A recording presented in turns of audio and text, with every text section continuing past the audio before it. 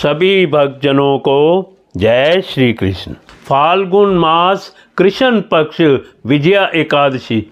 श्री कृष्ण गोविंद हरे मुरारी, हे नाथ नारायण वासुदेव।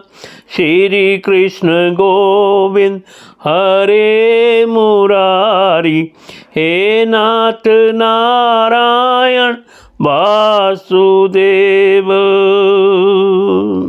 धर्मराज युधिष्ठिर बोले कि हे जनार्दन, फाल्गुन माह के कृष्ण पक्ष की एकादशी का क्या नाम है तथा उसकी विधि क्या है, सो सब कहिए। श्री कृष्ण भगवान बोले कि हे राजराजेश्वर, फाल्गुन माह के कृष्ण पक्ष की एकादशी का नाम विजया है।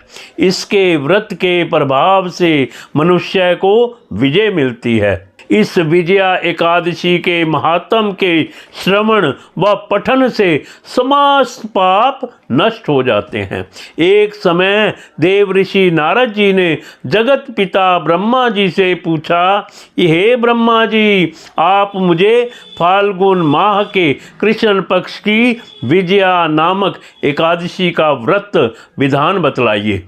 ब्रह्मा जी बोले कि हे नारद, विजया एकादशी का व्रत करने से पहले किए गए पापों तथा वर्तमान में किए हुए पापों को नष्ट करने वाला है। यह समस्त मनुष्यों को विजय प्रदान करता है। त्रेता युग में श्री रामचंद्र जी को जब 14 वर्ष के लिए वनवास हो गया था, तब वह श्री लक्ष्मण जी तथा जानकी जी सहित पंचवटी में निवास करने लगे थे। इस जगह से रावण ने श्री सीता जी का हरण किया। इस दुखद समाचार से श्री राम जी अत्यंत व्याकुल हुए और श्री सीता जी की खोज में चल दिए। घूमते घूमते वे मरणासन जटायु के पास पहुँचे। कुछ आगे चलकर इनकी सुग्रीव के साथ मित्रता हो गई और इन्होंने बाली का वध किया। श्री हनुमान जी ने लंका में जाकर सीता जी का पता लगाया।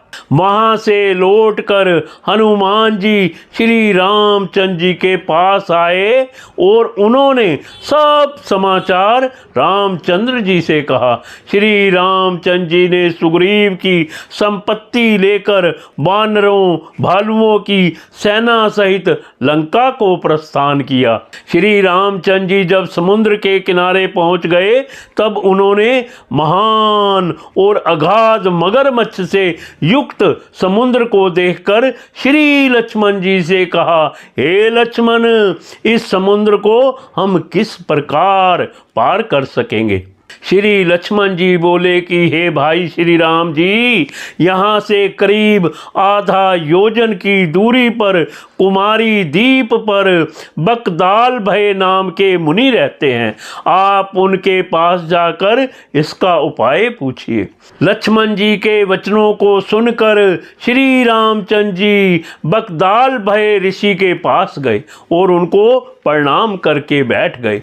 मुनि ने उनसे पूछा, हे श्री राम जी, आप कहाँ से पधारे हैं। श्री राम बोले कि हे महर्षि, मैं अपनी सेना सहित यहाँ आया हूँ और राक्षसों को जीतने लंका जा रहा हूँ। आप कृपा करके समुद्र पार करने का कोई उपाय बतलाइए। बकदाल भय ऋषि बोले, हे श्री राम जी, मैं आपको एक उत्तम व्रत बतलाता हूँ। फाल्गुन माह के कृष्ण पक्ष की विजया एकादशी का व्रत करने से तुम समुद्र से अवश्य ही पार हो जाओगे और तुम्हारी विजय होगी।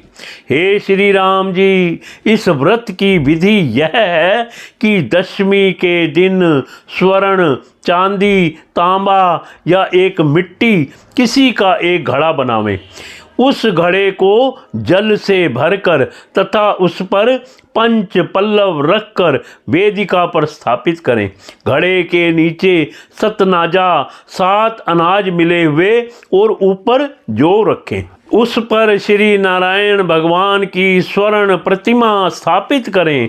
एकादशी के दिन स्नान आदि नित्य कर्म से निवृत्त होकर धूप दीप नैवेद्य नारियल आदि से भगवान की पूजा करें। उस दिन भक्ति पूर्वक घड़े के सामने व्यतीत करें और रात्रि को भी उसी तरह बैठे रहकर जागरण करें।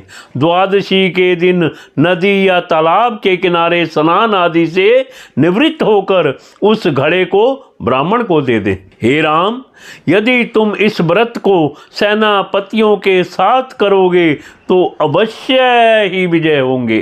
श्री रामचंद्र जी ने विधि पूर्वक विजया एकादशी का व्रत किया और इसके प्रभाव से दैत्यों के ऊपर विजय पाई। अतः हे राजन, जो मनुष्य इस व्रत को विधि पूर्वक करेगा उसकी दोनों लोकों में विजय होगी। श्री ब्रह्मा जी ने नारद जी से कहा था, हे पुत्र, जो इस व्रत का महात्म सुनता है उसको वाजपेय यज्ञ के फल की प्राप्ति होती है। कथा सार, विष्णु भगवान का किसी भी रूप में पूजन मानव मात्र की समस्त मनोकामनाएं पूर्ण करता है। भगवान राम हालांकि स्वयं विष्णु के अवतार थे, अपितु अपनी लीलाओं के चलते प्राणियों को सद्मार्ग दिखाने के लिए उन्होंने विष्णु भगवान के निमित्त इस व्रत को किया। विजय की इच्छा रखने वाला कोई भी मनुष्य इस व्रत को करके अनंत फल का भागी बनता है। विजया एकादशी का व्रत प्राणी मात्र को हर क्षेत्र में विजय श्री प्रदान करता है। विजया एकादशी व्रत कथा संपूर्ण। श्री कृष्ण गोविंद हरे मुरारी, हे नाथ नारायण वासुदेव। श्री कृष्ण गोविंद हरे मुरारी, हे नाथ नारायण वासुदेव।